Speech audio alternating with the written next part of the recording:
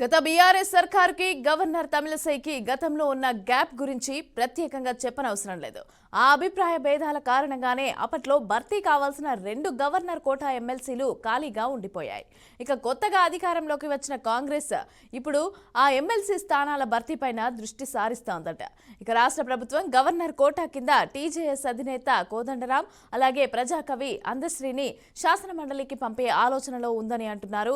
ఇక సామాజిక సాహిత్య రంగాలకి చెందిన వారు కావటంతో గవర్నర్ అభ్యంతరాలు కూడా ఉండబోవని చెప్తున్నారు.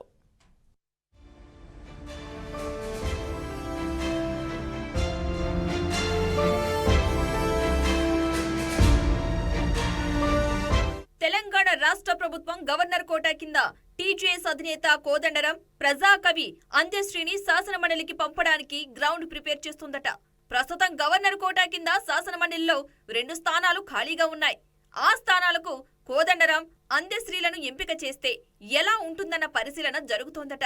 అసెంబ్లీ ఎన్నికల్లో కాంగ్రెస్ కు కోదండరాం బేషరతుగా మద్దతు ఇవ్వడంతో ప్రభుత్వం ఏర్పడిన తర్వాత ఆయన్ను గౌరవప్రదమైన పదవిలోకి తీసుకుంటామంటూ ఆ పార్టీ అధిష్టానం హామీ ఇచ్చి ఉంది.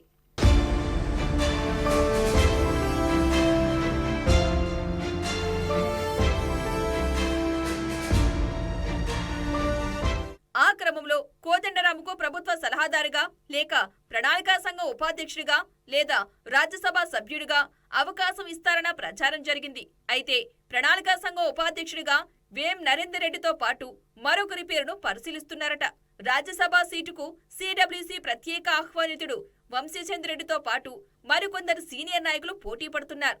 ఈ నేపథ్యంలో కోదండరాంను ప్రభుత్వ సలహాదారుగా తీసుకోవాలా లేక గవర్నర్ కోటాలో ఎమ్మెల్సీగా నామినేట్ చేయాలా అన్న దానిపై తర్జన భర్జన పడుతున్నట్లు సమాచారం.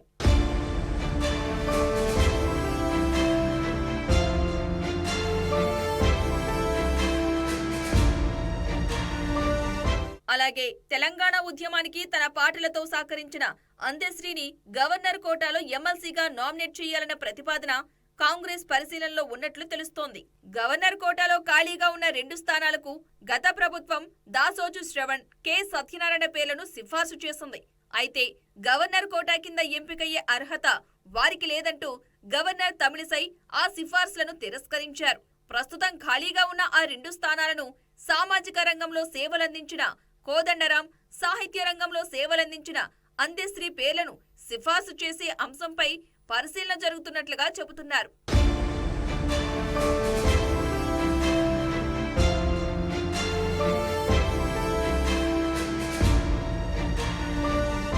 మరోవైపు ఉమ్మడి వరంగల్, ఖమ్మం, నల్గొండ జిల్లాల పట్టభద్రుల ఎమ్మెల్సీ స్థానానికి ఎన్నికల ప్రక్రియ ప్రారంభమైంది.